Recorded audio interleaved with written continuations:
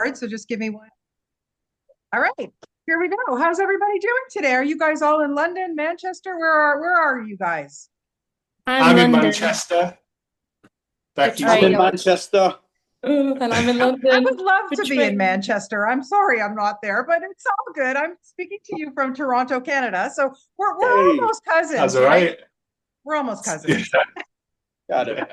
I was so blown away by this film. It is extremely powerful. It acted, you guys are so phenomenal, and I'll get to you in a second. But Gino, I want to start with you because how did this all evolve? Where did the idea come from the story? And I love the fact that you made it so working class and real, like it felt so real, and that it was set in Manchester. So kudos to you, but this had to have been a hard Thank you. one, not just to watch these characters, these brilliant actors doing what they do, but just to sit down and write something like this. Yeah, I mean, I was working in supported housing. I was teaching filmmaking skills a while back. It was sort of early early 30s, late 20s. Yeah. And it weirdly things are even worse now with inequality, but it was pretty bad then. But it was a great bunch. I really got on with all the housemates. There was a lot of chaos, a lot of banter, laughter. Yeah. But obviously they were suffering with addiction problems, mental health problems, real like the family support structures non-existent as well. It's really tough for them. Their parents, there's a bit of a cycle. But I was amazed at their resilience and how much they wanted to Mm. keep having a go. And there was still that positivity, and you felt like they were going to keep going. Mm. And for me, and the staff as well. The staff were actually, they were almost at times there was a little bit of a family thing going on in this supported house Sure. with the staff. So it just seemed like something that I wanted to make. I wanted to make this film, and I was actually it was a long time ago when I first wanted to make it, but then I wrote most of the script, and then I got sidetracked with corporate stuff, and I think yeah, change has happened in my life. My dad was dying of cancer. I was about to have Oh, a sorry to hear baby, and that. I thought, you know what, I want to change. I don't want to do marketing stuff anymore. I want to make Yeah. this film, and went on that path, and finished the script, and luckily met Ben, the producer. I mean, he's a good friend of mine anyway, but we met about the film. He was in a change in his life, and we just, it's a micro budget film, but we just went for it. Well, you made it look good. I have to say, it doesn't look micro Thank you, budget Bonnie. to me, that's for sure. Joe, you next. Oh my goodness, this character, Danny. I mean, my heart went out to both Danny and Laura, like for different reasons, obviously.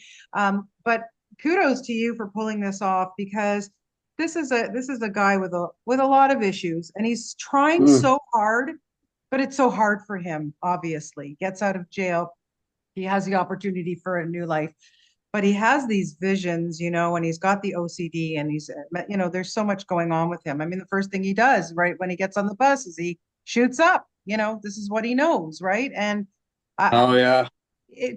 to play a guy like this, where do you even, aside from the script, where do you even begin to find a little bit to relate to him and play him so realistically? Um. Oh yeah. Yeah. Back to what you said. The film certainly opens with that scene on the bus, doesn't it? You're struck with that. You know what type of film it is as I soon thought as you something see was going it. to happen with the kid, to be honest. I know it's the Yeah. tension that builds without spoiling it. It's quite, Yeah. it's quite an opening.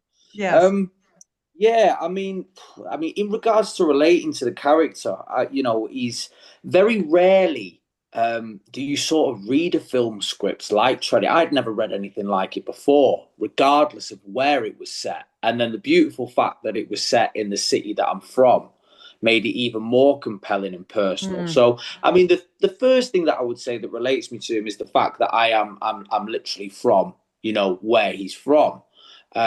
So when reading it, all of these things made sense to me in the locations that are used, I guess. And yeah, Danny is very, very troubled. He's got, very, very high functioning obsessive compulsive disorder and these really disturbing, intrusive thoughts. Yeah. Um, and he's not well in his mind, and he doesn't really fit in. So the first thing that I sort of thought was, you know, we've all had times in our lives where, in whatever situation it is, where you haven't fit in. You know, whether it was at school or whether it wasn't, or whether it was at work or whether it's at a family event. It's that Yeah. sense of belonging that I really wanted to sort of, you know, um, include within him. And he's actually got a really sort of, he's got quite a good sense of humor at times, hasn't he, as well? And that's one of the 100%. things. Yeah. Yeah, and that's one of the things that I sort of connected to him with. You know, Gino wanted to bring a lot of weirdly placed humor, I'm going to put it, into the film to make all of these people very sort of relatable and not necessarily likable but understandable, because people that sort of have nothing are often the funniest of people, because they are quite literally, they're living day to day, they're living moment to moment. People can't see too far into the future when their first thing is to survive the day that they're in. So yeah, and I guess with the whole acting thing, you know, Danny is different to me in many aspects. But one of the things that's always struck me about acting is that one of the beautiful things you can do is you can reveal truths about yourself through the character as well. Sure. So, you know, some of the emotion within that is real. Now, weirdly, not that I can't remember, but even I don't really know which parts of me that I've revealed, but I certainly have. And how We'll do you tell know you later, Joe. Yeah. Becky will set you straight. Yeah. But you know how Gino worked as well. You know, he relied a lot on improvisation, as I'm sure he might go into telling you. And with that, you know, you can't help but reveal sort of natural things about you when you sort of improvising as well. So yeah, a whole lot, man. A whole lot. Yeah. Becky, you know, Laura obviously could not have been an easy character to play either. You know, here she is, this young mother expecting another child. My God, she's gotten herself into a rut here. Not, you know, and what she does for a living, you know, it's the only thing I guess she can do, you know, honestly. And then she meets up with her old pal, you know, from school, and there's just such a lovely thing about the two of them together, but we see that he kind of obsesses about her and she becomes the obsession, you know. And so for you to play somebody like this and maybe you want to give in to him, but you got to stand off because you got this guy that you're it's just it's such a mess. Her life is a mess, you know. What was it like for you to play somebody like this? Yeah, I think almost, you know, even in the first moment where you meet Laura, you know, she's actually working on the streets and she's bumped into someone that she went from school. So even that, like initial, you know, introduction into her as a character. But I think what I realized quite quickly was that she almost represents the hope in the film for him. Yes. Which is totally bizarre when you like you've just described her as a character on paper. She's a pregnant, expecting mother, you know, who's basically being coerced by a pimp boyfriend, you know, and she kind of represents hope. And I kind of think the way I had to lead into her was knowing that that she has to, you have to find that still the romance in it, you have to find the hope in it through her. And the way I had to just sort of underpin that for myself was with resilience, you know, that she must be a resilient person underneath all this stuff that's happening to her, and to find that strength. Because and that's why I think she, even like Joe was saying, she's quite funny, you know, she makes a joke out of a lot of things in the darkest of moments. Because the sex work is one thing, the situation at home is another. But the way we see her in this film is almost like a little mini fantasies at night, which I was just saying earlier, you know, these little moments that they have together. I think she's a realist. She realizes that's never going to be more than that. For sure. And so she may as well enjoy it while she's there. Yeah. You both, you know, spoke about the humor. So, Gino, you know, it is interesting because sometimes when we are at our darkest moments, honestly, like if you don't have humor, if you can't laugh at some things, what's life all about, you know? And I love how that you infuse that in and did make them real. So that obviously had to have been very important factor for you to have that in there.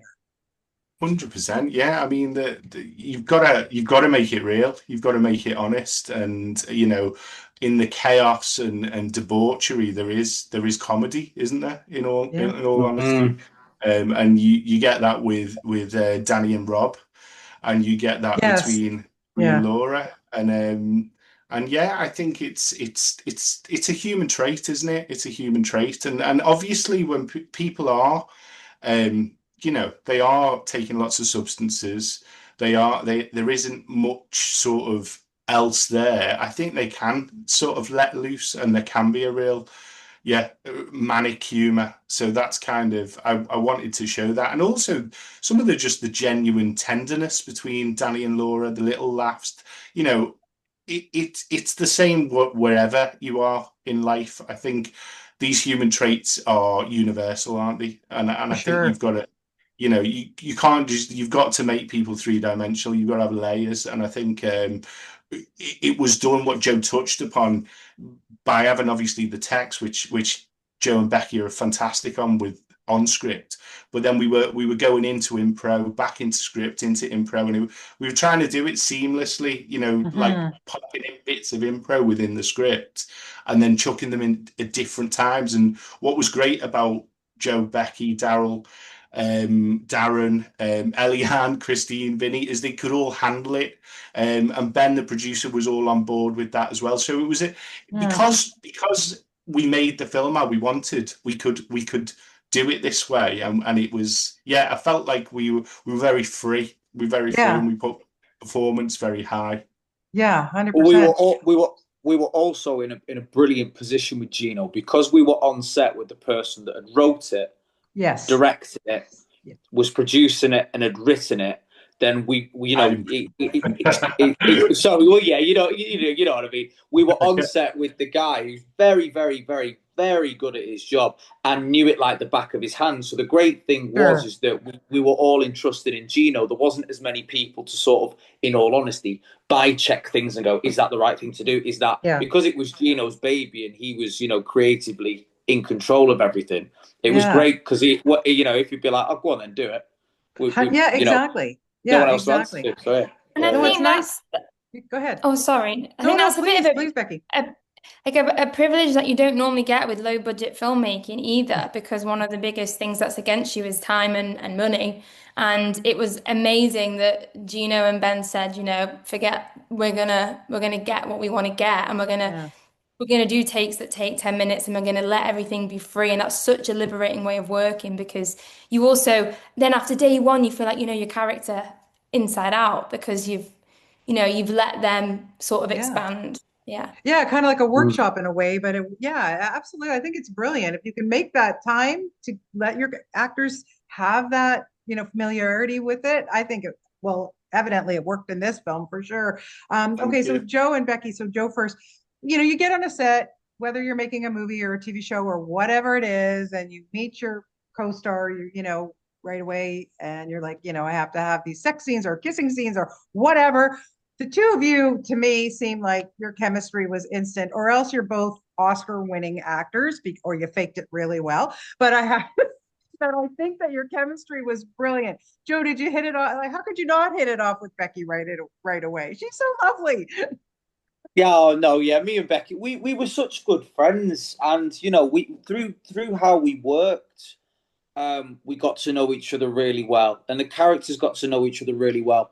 And one of Yeah, the great things about making an independent feature film that might not have, as many um, things going on as a big commercial blockbuster is that offset and onset we were all together, we all had lunch together, some of us who lived near each other traveled together, so we got really, really, really close nice. as friends. Yeah, So it wasn't a case of, okay, that shot's done, go back to your trailers, do all that side. No, no, no, no, we all yeah, got really, really, deep into making this thing together, and we were a family. And how Gino works, like you just said, is in regards to improvisation and workshopping. So, me and Becky, 90% of our day was actually really just chatting and trying out stuff. And then the other 10% of it was the actual dialogue used. You Nice. know, so Yeah. in regard to the close, intimate, personal scenes, we were very one comfortable, but two really trusted each other as friends. And Ben and Gino made for a very sort of professional setup when it came to all that stuff. And yeah, you've really got to Yeah, trust. there was no cut corners, especially like with the intimacy, the sex scenes. Like we had an intimacy coordinator again, Yeah. something that in a low budget film you might not necessarily get. So Sure. that was me. And I was going to say that when I first met Joe, like I said earlier, but he reminded me of like, I mean, Manx look after each other, and also you just kind of, I thought I know this guy. Yeah. You just to me, I was like, I've been to school with him. I'm pretty, you kind of just Right. know someone's character. Yeah. And I also think that you'd been shooting for a few weeks when I came into it, and I kind of felt like I shot a bit of a different film to everyone else. I was a kind of bit nocturnal because all of those Yeah. sort of scenes. And Gino, Ben, and Joe really looked after me. Like as soon as I got on set, it was just such a gorgeous atmosphere. So Yeah. yeah, me and Joe clicked straight away, and then it's just easy from there. Yeah, it's nice to hear that. So Gina, just to wrap it up, like I know that Becky had mentioned something about hope, that she is the symbol, her character Laura is a symbol of hope. But do you think that there is hope for characters like Danny, that there could be positive futures and that they can get it together and get help that they need? I think that is the point of the film in that there's that resilience, there's that human spirit. I Yeah. mean, I feel like that's the message that I want the audience to leave with, that it's tough Oh and it's yeah. not like it ain't going to be quick, Mm-mm. but actually that things just keep going. And there's resilience for all the characters in some ways, I think. Yes. Um, and also to the audience to understand actually there's not a great amount of choices. So potentially, actually, the choices they make might seem really out there to you, but actually, if you break it down, they're both at the lowest ebb. Mm. It almost seems like a very logical decision at times when you put it in that context. So it's just understanding the lack of choices and the lack of options. Actually, you maybe need to empathize that it's hard for characters like Danny, Laura to always fit into mainstream society. So Yeah. yeah, but I do feel like people keep plugging away anyway, and I do, and I think that's what happens. Just hopefully, nothing terrible happens, because Yes. obviously ODs and things like that can happen as well on a darker note. But yeah, I do think there's hope for a lot of people. Yeah, I hope so. I got that at the end too. I really did. I was rooting for him. I want to see a success story, a follow-up movie for these two characters. Okay. Yeah, we'll do that. Okay, buddy. Yeah, you get on I'll get that. right in. I'll get on it. Bring it to the Toronto Film Festival. So you got to promise me that too. Okay. Okay. Guys, thank you so much for your time today. Brilliant work. Really, really, really great. And what a pleasure to talk to you all today. Thank you so much for your time. Appreciate it. Thank Thank you, you, buddy. buddy. Lovely Lovely to meeting see you. you. Take Bye, care. guys. Bye-bye. Bye, See you guys. later. Okay. Bye.